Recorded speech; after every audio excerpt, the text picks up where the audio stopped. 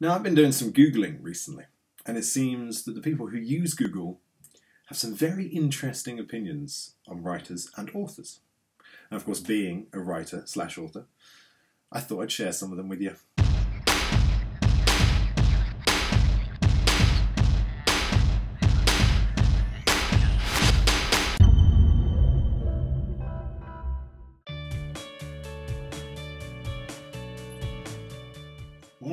Now, this one actually makes a lot of sense when you think of the classic authors, the fathers and mothers of the craft, your Dorothy Parkers, Tennessee Williams, Hemingways, Edgar Allan Poes, Hunter S. Thompsons, all of them. They were infamous alcoholics, so of course as time has gone on, that idea of the author swaggering around with a glass of gin or scotch constantly in their hands has persisted.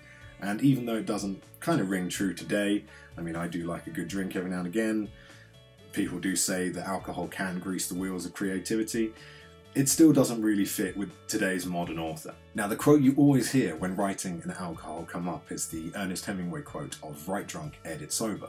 But interestingly enough, he didn't actually say that. Now, if we do a quick bit of Wikipedia, it seems that the quote actually came from a novelist called Peter de Vries, who based one of his characters in a novel called Reuben and Reuben on the famous drunkard poet, Dylan Thomas. On page 242, the character says, "Sometimes I write drunk and revise sober, and sometimes I write sober and revise drunk. But you have to have both elements in creation." And there you go, you learn something every day. Of course, this has nothing to do with condoning drinking to excess or alcoholism in any way. Even though, as I said, alcohol can sometimes remove a couple of inhibitions, help you write smoother, or just help you forget about your worries of the plot or characters. I know some fantastic authors out there who are completely teetotal and manage to write incredible books without a single drop of alcohol. So the two aren't connected, and creativity is definitely not dependent on alcohol.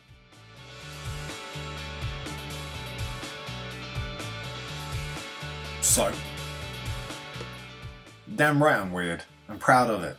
And you would be too if you sat in a room on your own all day, just pouring out lies and made up things onto paper, with loads of characters running around your head telling you what to do.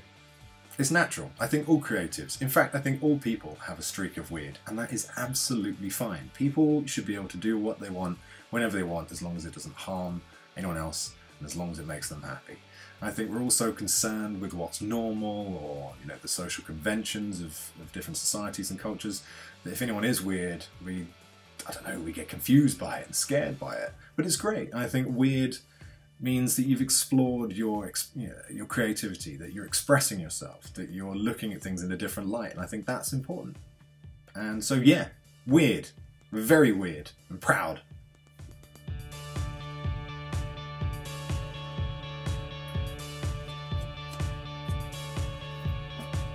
Here we are.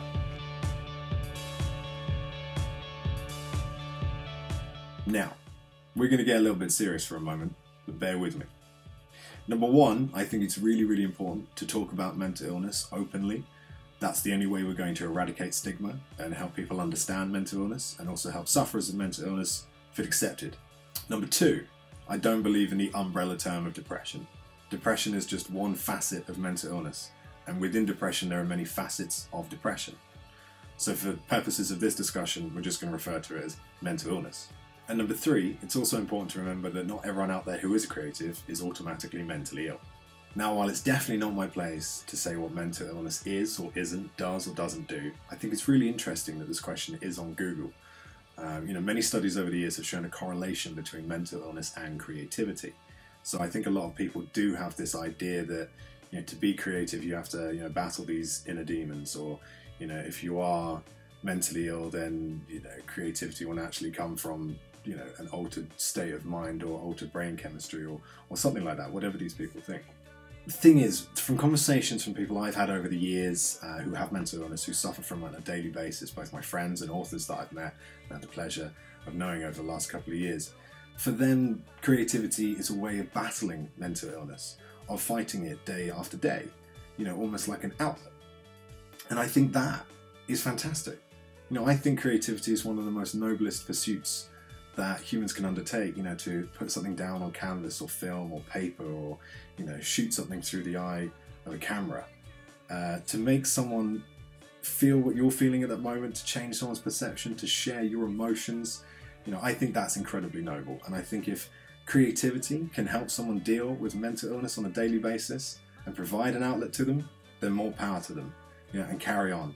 And that's fantastic. So that's why I think it's interesting this question is on Google. So I think it's important to be aware of that. There we go. That's not fair. I spend a lot of time going to the gym, waxing this mop thing. And have you seen Sylvia Plath? Back in the day, or Ernest Hemingway? What a jaw! Come on. Perhaps it's the lack of vitamin D from being inside typing away all the time. Maybe that's it. There are a lot of beards in the author world from a male perspective, of course. Especially in the fantasy and sci-fi world, there are a lot of beards, and that can just be, a yes or a no for a lot of people. So maybe that's it. Who knows? I don't know. But apparently, Google thinks all authors are ugly. So if you're an author or writer, you're not ugly. Remember that. Don't listen to Google. So that, my friends, is what Google thinks of authors. I hope you found it insightful, interesting, maybe a little bit inspirational. But either way, that's it from me. Do feel free to comment or share. Show your own Google searches, not your internet history. We don't want to know about that. Keep that to yourself. But yeah, have a good rest of the day, and I'll see you soon.